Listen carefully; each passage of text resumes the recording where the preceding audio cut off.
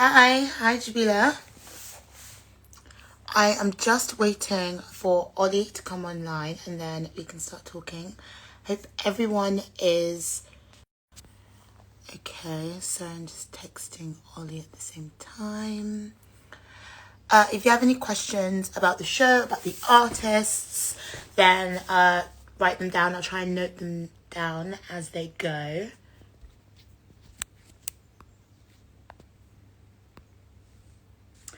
There is Ollie. Now, check for your invitation, Ollie. Hello. Yay! I'm in. How are you, Aindrea? I'm good. Haven't seen you in a Yay! long time. Yeah. Yeah. So people have started joining. I see Jebila's already in the chat. Well, Great. Hi. And Annika. should we wait a few moments for a few more people to tune in, or? Yeah, let's wait maybe a minute or so. Okay. Told everybody ready that they can write questions and note them down. I guess we could start talking about you actually went to Indiana. I was very jealous. I had other things in London, but yeah, I'd love to It ask was you. it was very magical. Yeah, we missed you there. Oh, Yeah, no, it was a crazy experience, kind of walking around the museum for the first time. My eyes started getting very wet. Feels like a real big milestone and face. absolutely beautiful. Yeah, they ended up keeping the walls that they had for the previous exhibition, which was Andy Warhol through to Cindy Sherman, and Oh, they had wow. this sort of really beautiful like faux concrete effect, and all the works just really popped, and it looked really super fantastic. So, Yay. Well, but people, before we start, it might be nice that we just say a few thank yous. yeah, yeah. I just want to say, a major thank you to the Schloss Museum for kind of giving Aindrea and I the opportunity to co-host this show, especially to Alfred Weidinger, the director, to Inga Klein-Connect, the curator of the show, and also to Annika Meyer, who's been so passionately promoting my work over the last few years. So big thank you, and just like making a show of this scale happen amidst everything that's going on with coronavirus. They turn out this show in under 3 months. Usually exhibitions of this magnitude take Yes, between 1 to 2 years to plan, and they got all definitely. the loan agreements sorted, and insurance and transport was super expensive, but they made it work. And It's I quite just want to say artists and I, yeah, we're all very thankful. So, and to the artists and to the lenders for making this show happen. So, but effective and learn their works, and yeah, it's a great the art and sort of remind ourselves about artistic communities that are existing, have been existing for a while, and are coming, which I guess was the message of the show. So yeah, that's incredible. it, It's so great opportunity to choose and dissect the sort of cutting edge of art now. it might be nice for you to introduce yourself, Aindrea. Yeah, so for everyone who doesn't know, my name is Aindrea Emelife. I am a curator, an art historian, writer, a lot of things. I wear a lot of different hats, but with this project, I was invited by Ollie to contribute my perspective and sort of address the issues to do with diversity within the show. And yeah, Ollie's one of my friends. It was great working with him. Ollie, introduce yourself. Yeah, so I'm a painter based in London. I'm half Canadian, half British. Some people say I've got quite a twang in my accent. I make paintings that have a sort of a digital focus. I call my genre of painting post-digital pop. How I know Aindrea, we met in Paris at the opening of my solo show, It's so long. and yeah, we ended up setting up an art residency together in London where we funded, we sought out patrons who funded a year-long residency where we provided free art studios to 40 artists last year. 4 of which were actually in the Friends and Friends exhibition at the Schlossmuseum, which was very special. Which I guess is sort of tantamount to how, the came about. There's a lot of the link friendship is a primary one. Also the sort of, the link between the artists, how people have come together. We really want to express how artist communities have come about and how stuff. You know, there's a lot of emerging artists out there, and a lot of them are friends with each other. They bring each other up, and great spirit to celebrate.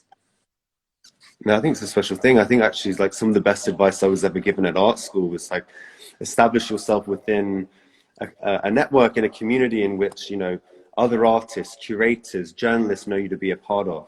And that's a special thing. And I kind of feel like, you know, I can't talk about what it was like 20 years ago because I was 6. But, you know, let's say like I think Instagram has kind of changed the way that artists are able to share ideas and communicate. And I think it's crucial across countries, genders, race, religion, sexuality, that we have a space where we can share ideas and have a platform for sort of like a positive engagement and dialogue. And I think social media is such a special platform for that. And I think what's so nice about this exhibition are these are artists who have kind of impacted our lives, either through the love of their work or through relationships, both online and off. Many of the artists in the exhibition, you know, I've gone on holidays with to Italy. I'm represented by a gallery in London called Col Costiao, who puts an incredible program with such great artists who we're all also friends with. I guess that leads on to a question I'm sure some people will be intrigued to know how we selected the artists. I mean, it looks like an obvious cross-section to us because I guess, yeah, there's a lot of people that we know and we've been introduced to, and I think they represent a lot of different like movements and themes that are happening now. But yeah, maybe we can start because you had the initial idea. We should go from the very beginning and say how the exhibition came about and then how we developed the artist's choice. Absolutely. Well, initially Alfred, the director, invited me to essentially have a large solo show and exhibit, you know, artists who've inspired my work. And then we decided to expand it to something a bit broader and just have a cross range of artists that, you know, have inspired, you know, my work and people who are in our networks and dialogues and artists that we admire and love. And then, yeah, we just kind of had a bit of a back and forth, kind of bouncing between artists that we feel are really relevant and present today. What do you think about that? Yeah, I mean, when I approached the show, I wrote an article earlier this year about how the art world can step up to Black Lives Matter. And I really wanted to make sure that all the different experiences and lives of artists that are going on now were represented. So like there's the work of Devan Shimoyama, who addresses being a Black queer male in America, which I'm fascinated by. I'm obviously not a man, but I find, you know, the lived experience of a Black man in America is obviously something we've been thinking about all this year, and adding another layer of queerness onto it, but also rendering it in quite a special, sort of dark, but also celebratory way.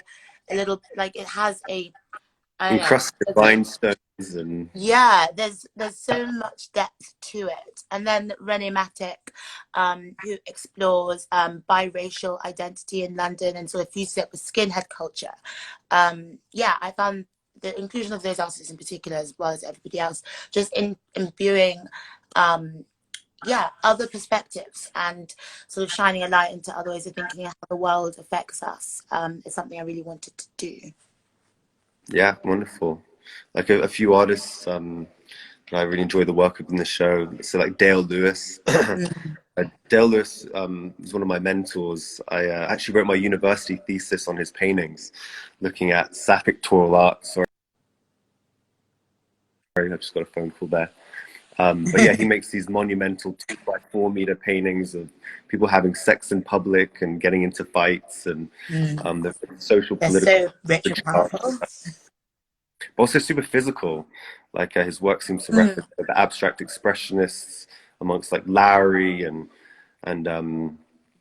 many others. So, but yeah, I mean, I just saw a question. Someone was asking about the art you have. I know you have some of the artists that are in the show.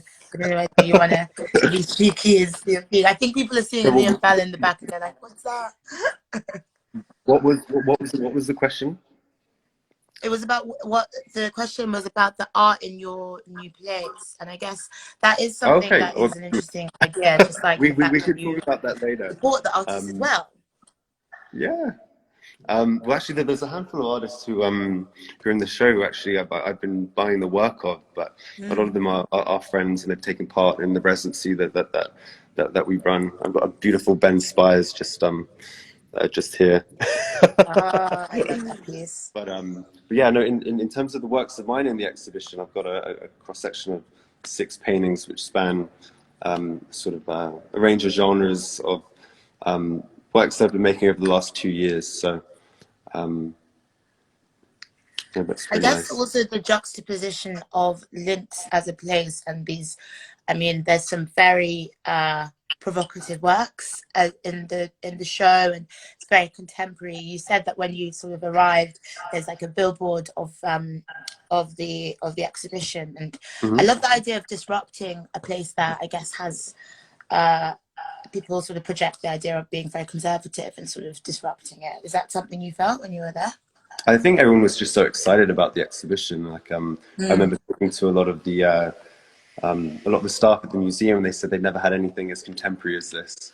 And they kept calling the show contemporary of contemporary. Like this is the contemporary exhibition. But yeah, I really hope that the show kind of attracts maybe like a younger audience to kind of engage in art and kind of I don't know, maybe tap into how artists are kind of making work today and forming communities and how you can share your ideas on this great platform. And I wonder, there's so many different artists that we couldn't have put in, and I guess that's like, I don't know, a testament to how much great energy is going on now. There was a piece that we put in the artist statement about the young British artists, and now that's sort of being transplanted into the today. Yeah, Do you think that, like, if you had to include any other artists, what would you include? I think there's hundreds, and I think what's so special about this show is I feel like it could be like forever expansive and forever growing. I remember returning to London, the fact that you know, so many artists that I love and admire. You know, we weren't able to put in the show solely because of like the size of the museum, but yeah, I think what's really great is that I feel it's a very supportive exhibition that highlights what young makers and early emerging artists are, what they're doing today, and I think that's really great. Someone asked about your paintings, if you could talk about Okay. one of them. I don't know which one you want to talk about. I mean, there's none. Are there any of your paintings there? So, Where you are? we can As talk in, about like, some of the your works in the paintings. show. Like, let's say we have one of my sort of more iconic self-portraits in the exhibition, and that was probably one of the earliest works I made, which kind of inspired me to talk about my work in terms of, you know, this genre, postage or pop. And in my work, I borrowed painterly marks from Photoshop and the iPad, and a lot of my interests are kind of depicting what it's like to live in this commercial consumer culture and how we kind of see the world through the lens and the screen. Yeah, there was also a piece I made earlier this year called Quarantine, which is the poster of the exhibition, which is in the middle of my room. But yeah, I'd like to hear, you know, what are your thoughts on the show? I was just thinking now that I love that we included a lot of sculptural works, Okay. like Harrison and Jebila and Roxanne and Shawanda's incredible pieces. I just think, I think Shawanda's like the hidden gem in the show, isn't she? yeah, those She's works the were silent made gem. for the show. I don't know if anyone knows that. And I mean, I'm obsessed with Shawanda's works. But yeah, they're just so rich. They've got incredible narratives that I'm sure everyone can go and explore. But yeah, just like having this counterpoint, I think there's so many great painters, and it was important to sort of champion other medias, and also the unexpected. So I loved seeing those works, particularly in this space, and sort of working with the more painterly works. I just love the idea of everyone sort of, I don't know, going and exploring the sculpture and the other pieces. I would love to put some more sort of maybe digital media stuff if we have Friends and Friends of Friends Part 2, which I think we should do. I mean, it could be something that has legs, because it's about the development of artistic communities, and that never really goes away. If anything, it just always has more energy. So yeah, I love those aspects particularly. I think something interesting that was mentioned is like it's such a highly digital show. However, there's not a single screen in the entire exhibition. And I think it's interesting how artists today are very influenced by the digital, but are responding in analog ways. Sort of a return. I don't know. Yeah, I love that especially. It's weird looking at the exhibition through a screen, though. I really can't wait to go down and visit it in person. But I think what we're hoping to do is have a virtual tour so people can travel. I think right now, coronavirus limitations, I don't think we expect the international football to be so high, but we'll do our very best to make sure we've got some good footage for everyone to see and that would be great. Experience the work. But do we have any questions? I think maybe the Q&A. Any more questions? I mean, I've asked you a few. I'm going to scan again, but it might be interesting to ask you, like, how has this show developed on a lot of the things that you've been writing and thinking about, Aindrea? How has it developed? I mean, I spent a lot of time in early this year, putting my energy into looking at Black artists or artists that have been underrepresented and understanding why that is and how that can change. How it's developed is that Jebila is one of the artists I found through that research, and sort of, looking at artists that are interrogating these ideas. And I don't know, I knew that there was this great energy in these realms, but putting that work in, I think everyone's been doing that and sort of looking at, it's not just Black artists, but artists like BAME artists or from other minorities, and sort of exploring more. I've been looking towards the exhibitions that will be happening next year and sort of thinking about what I would like to do personally with my curatorial program. And next year, luckily, I do think there's going to be that sort of, the change takes a long time. And so people hopefully have been doing the research as I have been doing. And so I feel 2021, 2022, it's going to be some really great shows. And these artists who have been creating for years and interrogating these themes are going to be heard. I mean, I'm a very positive person, so I hope that is the case. But I think it's an exciting moment for this. There's so many great artists out there. It's quite overwhelming, but yeah, it's been really fun. How about you? What do you think? Well, I've just been asked a question by Annika, and she's I think she can see a little screen print in the background. Do you guys want a little tour? Yes, do that. This is one of the screen prints from my from that I did. It's called Carpe Diem. So you can kind of get the energy of my work. How I kind of borrow these sort of digital marks, and I use a lot of sort of bold, plain cutouts of color in my paintings with moments of realism kind of layered on the surface. They're kind of ready for consumption. You just kind of want to pick them up and take them off. But Roxanne Jackson is like another artist in the show. These are, I actually bought these at Cobb Gallery. And he's one of the artists in the exhibition. We ended up doing a two-person show together, which was really special. But she was an artist that I actually discovered through an offline experience, kind of visiting a show. And then this is Ben Spiers. Ben is another artist in the show who actually curated his first exhibition in London. He was my university professor at art school and was very influential to my story and my journey. Yeah, that's only a few pieces. I've got a lot of artworks that friends have gifted me or traded with me in portfolios in my little storage room here. But yeah, that's like sort of, yeah, it's part of the, the energy we're trying to talk about, like it's sort of, the interchange between artists, like sort of trading works and creating that energy. I mean, we both hang out with artists all the time, and the show became sort of a physical embodiment of that, which absolutely. Well, I guess I think every artistic journey kind of like begins in belief, and I remember hearing like a few artists calling this show the Carl Costial Museum Exhibition.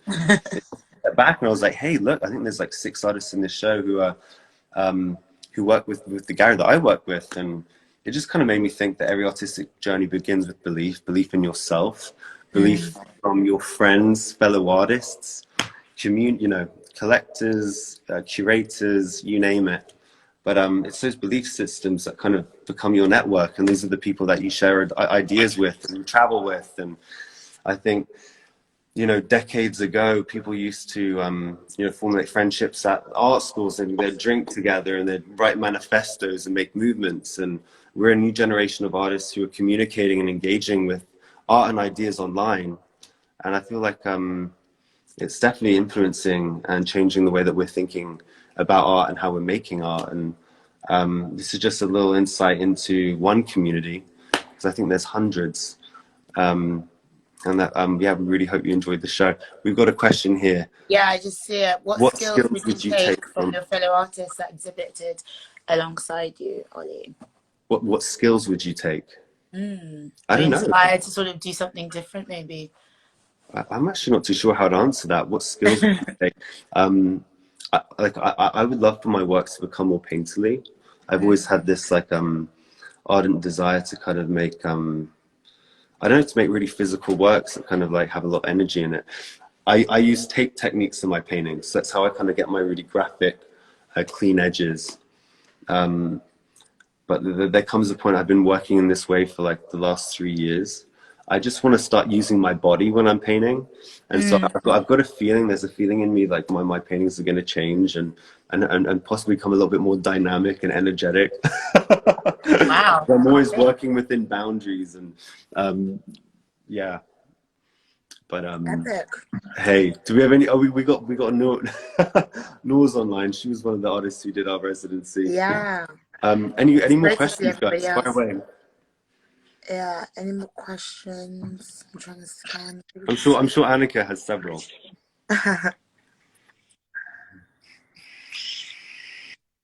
Well, we could. How are you if we have any more painting? questions, Like we should end like that's talk about post-digital pop, and then you can lead into telling us what you're doing now. I think that's a good. Fantastic. Idea. So post-digital pop was a term that I came up with in 2017, and I was asked in an interview, like, what do you call this stuff that you're making? And at the time, it was just a phrase that I used for an interview, and it ended up becoming a much bigger thing. But just to explain, post-digital does not mean after digital. In the same way that post-internet doesn't mean after internet, but it's how people in sort of work within a culture. So yeah, post-digital doesn't mean after digital. It's how we kind of live our lives through the screen and digital technologies. And it was just a way that I kind of described my work, and ended up kind of taking off. And I think some of the museums have kind of been pitching me as being sort of founder of this new wave. But yeah, what do you make of that, Aindrea? I mean, it's really developed a lot, as all art does, as terms do. Like Brandon's work, I think, has definitely shifted, and I guess yours has taken the darker undertone, but that is all still encompassing with that. Annika's asked, how has post-digital pop changed for you? Well, I think like it was never my interest to kind of like make a movement, or sometimes I feel as an artist you can be limited by how you describe your work, even in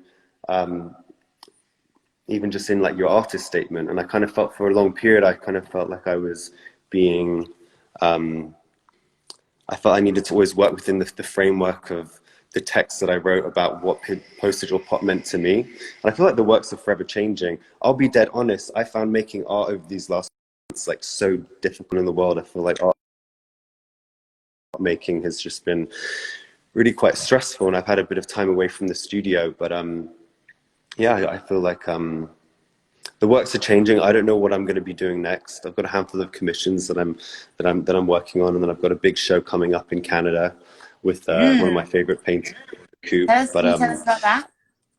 there's lots of things on the cards, but yeah.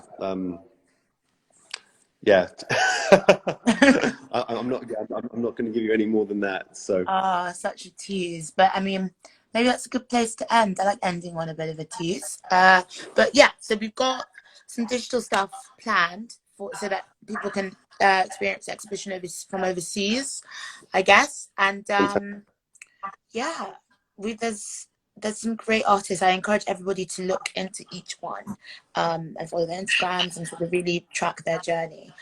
Because yeah, everyone in the show is incredible and is really at the top of their game, at least in my opinion. So expect great things from everyone, including Ollie, obviously. thank you very much. Well, thank you all for tuning in. And thank you, everybody. lastly, it might be worth mentioning that we're going to be releasing a catalog for the show. Yes, so you can do some action. Yeah, that will sort of improve on your research as well. That'd be nice. But otherwise, thank you so much for tuning in.